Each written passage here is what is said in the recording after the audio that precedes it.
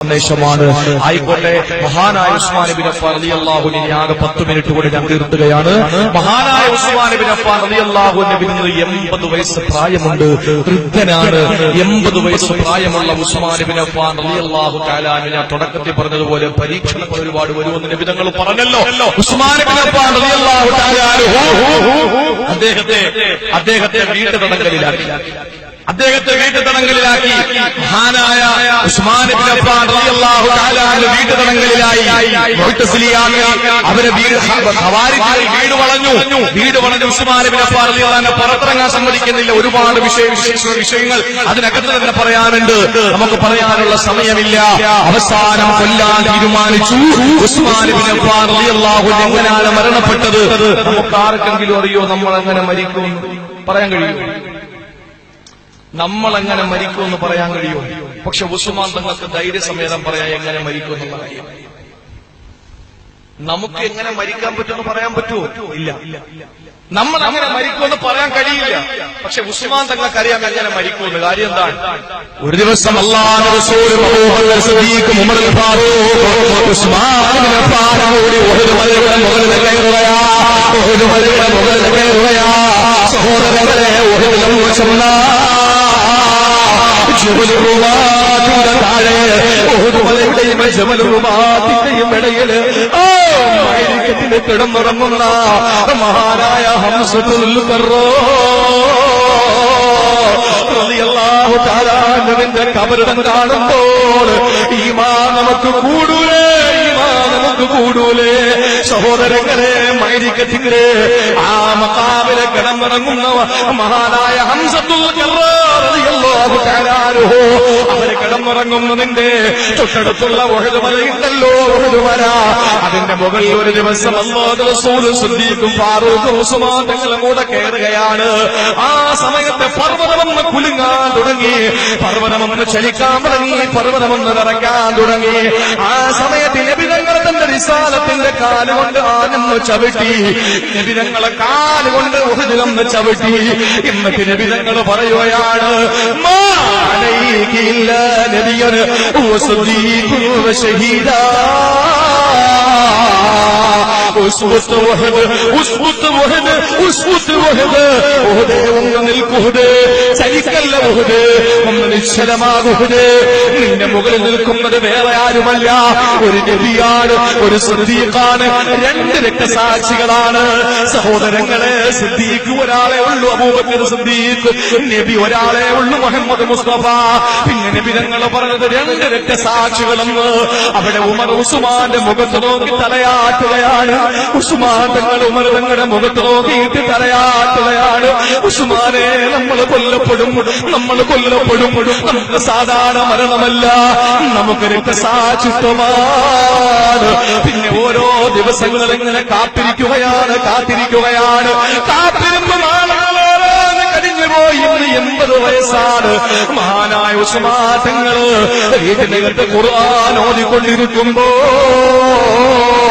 ഒരു ഖവാരിജികളിൽപ്പെട്ട ഒരു ചാടി അകത്ത് കയറുകയാ. ഉസ്മാൻ തങ്ങളെ കയ്യിലേക്ക് വെച്ചു കൊടുക്കുകയാ. ആ സമയത്ത് ഉസ്മാൻ തങ്ങളുടെ കൈ പൊട്ടി തെറിച്ചു പോവുകയാണ്. ആ സമയത്ത് ഉസ്മാൻ തങ്ങൾ പറഞ്ഞതെന്നറിയോ? എന്റെ പൊന്നുമക്കളെ, പരിശുദ്ധ ഖുർആൻ ആദ്യം എഴുതിയ കയ്യിലാ നിങ്ങൾ വെട്ടിയത്. പരിശുദ്ധ ഖുർആൻ എഴുതിയ ആദ്യത്തെ കയ്യിലാ നിങ്ങൾ വെട്ടിയത്. സഹോദരങ്ങളെ, ഖുർആൻ നിലത്ത് വീണു പോകാതിരിക്കാൻ കൈപ്പത്തിയില്ലാത്ത കൈത്തണ്ടയോട് ചേർത്ത് നെഞ്ചിലോട്ട് വെക്കുകയാണ്. ആ സമയത്ത് അതിൽ നിന്നൊരു തുള്ളി രക്തം തെറിച്ചു. എവിടെയാണ്? സൂറത്തുൽ ബഖറയുടെ 137-ാമത്തെ ആയത്തെടുത്ത് നോക്ക്. ഇന്ന് ചെന്നിട്ടൊന്ന് ഒന്നു ചെയ്യ്, എന്നിട്ട് ഖുർആൻ എന്നെടുക്ക്, എന്നിട്ട് സൂറത്തുൽ ബഖറ ഒന്നെടുക്ക്, എന്നിട്ട് 137-ാമത്തെ ആയത്തൊന്നെടുക്ക്. അതിൽ നിങ്ങൾക്ക് കാണാം ഉസ്മാൻ തങ്ങളുടെ രക്തത്തിന്റെ തുള്ളി. അകക്കണ്ണുകൊണ്ട് നോക്കണമെന്നേ ഉള്ളൂ. അകക്കണ്ണുകൊണ്ടൊന്ന് നോക്കിയാൽ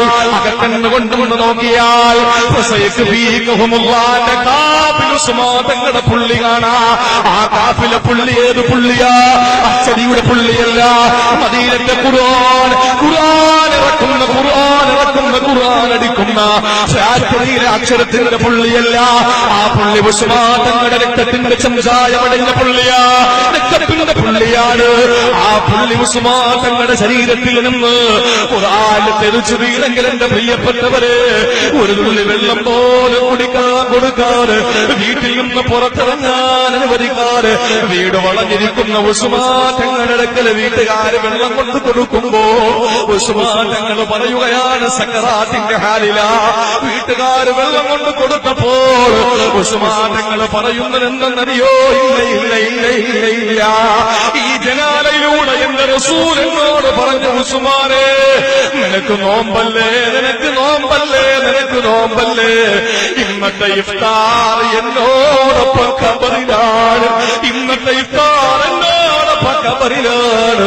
പ്രിയപ്പെട്ടവരെ, ഉസ്മാൻ തങ്ങൾ പറഞ്ഞാൽ നോമ്പ് മുറിക്കൂല, എന്റെ ഇന്നത്തെ നോമ്പ് മുറി എന്റെ റസൂലിനോടൊപ്പം എന്റെ ഖബറിലാണ്, എന്റെ ഖബറിലാണ്. അതുകൊണ്ട് വീട്ടുകാരെ വെള്ളം നിങ്ങൾ കൊണ്ടുപോകും, എനിക്ക് വേണ്ട. അങ്ങനെ നോമ്പുകാരനായി ഉസ്മാൻ ഇബ്നു അഫ്ഫാൻ റളിയല്ലാഹു അൻഹു മരിക്കുകയാണ്. എങ്ങനെ മരിച്ചു? ഉസ്മാൻ ഒദിന്നു ഗൈരി ഖദ്മാത സായിമാ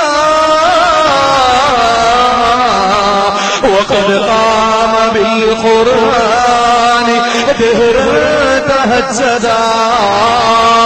ഉസ്മാൻ തങ്ങൾ നോമ്പുകാരനായിട്ടാണ് മരിച്ചത്. അദ്ദേഹം മുഴുവൻ ദിവസങ്ങളിൽ തഹജ്ജുദ് നിസ്കരിച്ചിരുന്നു, രാത്രി ഉറങ്ങി എഴുന്നേറ്റ് തഹജ്ജുദ് നിസ്കരിച്ചിരുന്നു. പക്ഷെ തഹജ്ജുദ് നിസ്കാരത്തിലോ മുഴുവൻ ദിവസങ്ങളിൽ ഖുർആൻ ഖത്മ് ഓതിയിരുന്നു. അല്ലാഹുവേ, നമ്മളെ നിസ്കരിക്കൂലല്ലോ, നിസ്കരിച്ചാലും ഫാത്തിഹ മാത്രം ഓതുവല്ലോ, ഫാത്തിഹ ഓതിയാൽ തന്നെ അക്ഷരം പൂർത്തിയാകൂല, ഇനി സൂറത്ത് ഓതിയാൽ തന്നെ ചെറുതാണ് ഓടുന്നത്.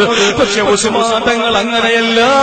ഉസ്മാൻ തങ്ങൾ ഓരോ ദിവസത്തെ തഹജ്ജുദ് നിസ്കാരത്തിൽ ഖുർആൻ മുഴുവനും ഓതിയിട്ടാണ് നിസ്കരിക്കുന്നത്. അവസാനം ഈ ലോകത്ത് നിന്ന് വിട പറഞ്ഞു പോയ ഈ 80 വയസ്സുകാരനെ ഖുർആൻ എഴുതി തീർത്ത, ഖുർആൻ ഇന്ന് കാണുന്ന കോലത്തിൽ നമ്മുടെ കയ്യിൽ എത്തിച്ചിരുന്ന മഹാനായ മലക്കുകൾ പോലെ ലജ്ജിക്കുന്ന മഹാൻ ഉസ്മാൻ തങ്ങൾ മരണപ്പെടുമ്പോ അല്ലാഹുവിന്റെ പ്രിയപ്പെട്ട പ്രവാചകന് പലവട്ടം പറഞ്ഞിട്ടുണ്ടല്ലോ, ഇന്നലെ കുല്ലി നബിയിൻ റഫീഖുൻ ഫിൽ ജന്ന വറഫീഖി ഫിൽ ജന്നതി ഉസ്മാൻ. എല്ലാ നബിമാർക്ക് സ്വർഗ്ഗത്തിൽ ഓരോ കൂട്ടുകാരന്മാരുണ്ട്, എന്നാൽ എന്റെ സ്വർഗ്ഗത്തിന്റെ കൂട്ടുകാരനാരാണ്? അതെന്റെ ഉസ്മാനാണെന്ന് ലോകത്തോട് പ്രഖ്യാപിച്ചെങ്കിൽ സഹാബത്തിന് കാരണം പറഞ്ഞതെന്തെന്നറിയോ? വീട്ടിൽ സുഭിക്ഷമായ ഭക്ഷണമുണ്ടെങ്കിൽ നോമ്പുകാരനാണ്, നല്ല ഇരിപ്പ് വീട്ടിലുണ്ട്, പക്ഷേ പള്ളിയിൽ ഉറങ്ങലല്ല, നിസ്കാരത്തിലാണ്. ഇങ്ങനെ ഒരു വലിയ മനുഷ്യനാണ്, ഒരു വലിയ മഹൽ വ്യക്തിത്വമാണ് ഉസ്മാൻ തങ്ങളെങ്കിൽ അല്ലാഹുവേ, അല്ലാഹുവേ, ഉസ്മാൻ തങ്ങളുടെ കൈപിടിച്ച് നാളെ നിന്റെ സുഖലോക സ്വർഗത്തില് റാഫി ഇബ്നു ഹബീബ് റളിയല്ലാഹു അൻഹുവിന്റെ സഹാബത്തിനോടൊപ്പം ഉസ്മാൻ തങ്ങളുടെ കൈപിടിച്ചു ഞങ്ങളെ, ഞങ്ങളുടെ ഗുരുവര്യന്മാരെയും ഞങ്ങളുടെ മാതാപിതാക്കളെയും ഭാര്യാസന്താനങ്ങളെയും അല്ലാഹുവേ, നീ നിന്റെ സുഖലോക സ്വർഗത്തിൽ ഒരുമിച്ച് കൂട്ടണേ തമ്പുരാനെ. അല്ലാഹുവിനുള്ള ഭാഗ്യം